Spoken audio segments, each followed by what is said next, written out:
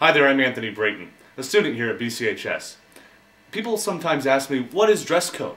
Dress code is, the main principles governing the dress code are modesty, courtesy, and avoidance of extremes that some might find distracting or offensive.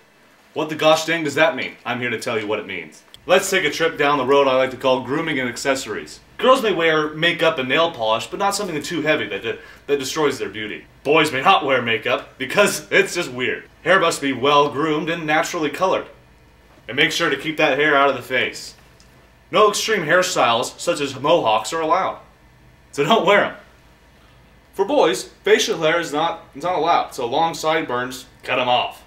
And also, no beards and no mustaches. And also, guys, if you plan to grow your hair out, make sure it doesn't go past the collar. It's not allowed. I honestly don't like grooming and accessories. I don't really deal with them very often. I shave my head. People ask me, why did you shave your head, Anthony? I'm like, do I ask you why you put your shoes on in the morning? Do I ask you why you use your breakfast table for eating dinner? No. So don't ask me why I shave my head off every day. I'm sorry, I'm getting off track. Jewelry should be modest, whatever that means. Visible body piercings are not allowed. Can't be earrings? What the heck? Oh, except for girls' earrings. Tattoos are not to be displayed. Now that we left grooming and accessories alley, let's take a trip down to Shoesville.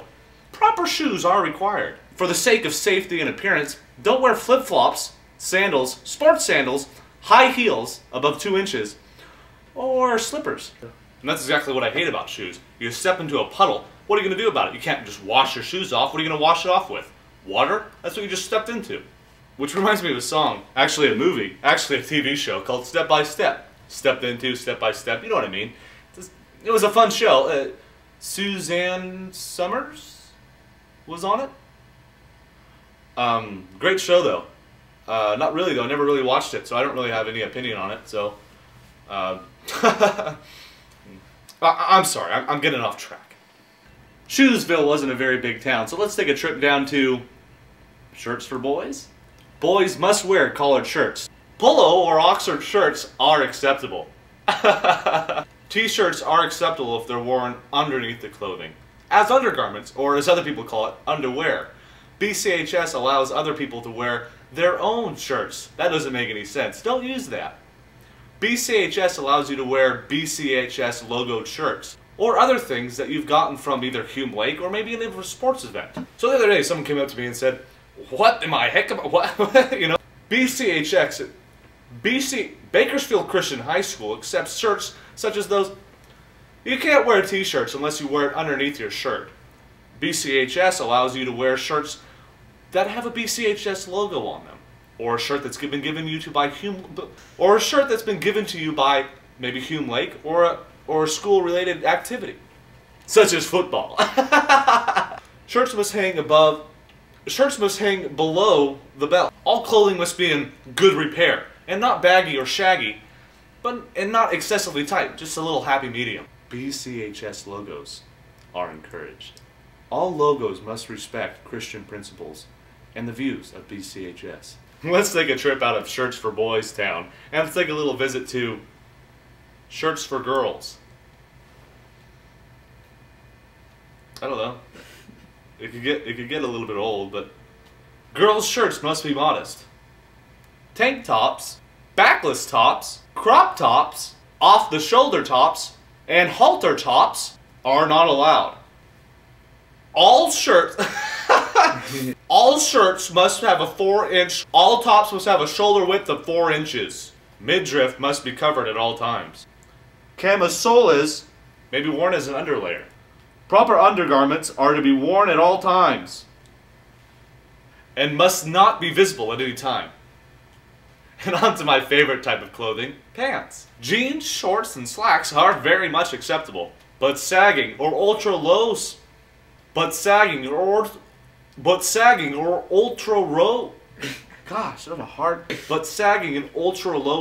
pants and shorts are not allowed. All your pants and shorts should be able to stay up without wearing a belt. Frayed or torn pants are not allowed. That goes as well for shorts. So no cutoffs either, boys. Pajama style pants, non-polyester sweatpants, jogging pants, tight stretch pants, biking shorts, boxer-style shorts, bathing suits, board shorts, and short shorts are not allowed. This is the most ridiculous thing. Non-polyester sweatpants? What the heck? So the other day someone comes up to me and says, why are these rules so strict? And I said, well, I don't know, I'm not the one that wrote them. I don't write these types of things. Other people write these types of things. I'm not going to sit down and write these types of things because I'm not high up there in the board membership, you know? So I'm talking to Mr. Root. I say, hey, how you doing? You know, and he says, I'm doing good, you know? So I sit down with him, have a nice cup of tea, and he tells me all the reasons why these rules are so strict. It's because we want to set different types of guidelines. Guidelines that we need to accept and we need to follow. If we don't accept them, chaos, mass hysteria. Friends, you got trouble. BCHS warm-up pants are acceptable on game days. Pants and shorts should not have any lettering across the butt.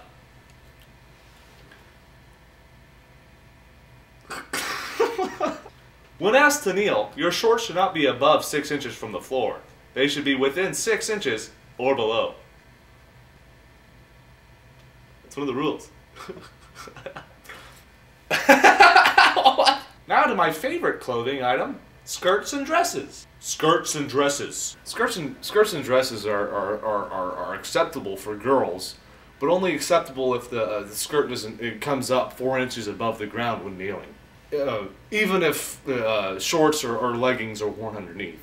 Cut off skirts with holes in them, and frayed skirts are not acceptable. BCHS sweatshirts, college sweatshirts, and just plain normal sweatshirts are very much acceptable. Don't wear any sweatshirts with bad logos on them. You be the judge. Only BCHS hats may be worn, and when you're indoors, take them off. Students, when participating in an athletic activity, maybe wearing their warm-up gears when they're instructed by their coaches. But nothing that isn't BCHS. There will be days, of course, where spirit days are placed into action. I just ask you that you would follow the guidelines and stay along with the guidelines of the spirit day. Then we could have more spirit days in the future. And when you ask me what the word future means, I don't know.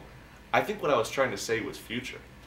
And when it's a spirit day and you're not dressed up for the spirit, you have to dress in your normal dress code. I was sitting in the theater watching this video, and it comes to me, I'm thinking, why am I so hungry right now? I just ate 5 minutes ago. So I get all this stuff together, and I think to myself, I think really hard, why? And it just all falls together, and it gets into this big bunch of stuff. And I pick up that stuff, and I throw it across the room. Everyone gets furious. I look like a moron. And I can't deal with it. There's a few disciplines policies I want to run over with you guys before you start BCHS classes.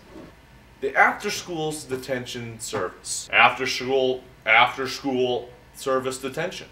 When you're held in detention, it will last between 45 and 45 minutes. A new thing added to this year's thing is in-school suspension. You may be suspended and you will be put into a class without any other classmates, maybe the office. Saturday work this year is $25 and 3 hours. That's all we really need to talk about. I hope your time here is good. I personally love it, but if you don't, well, I just don't understand that.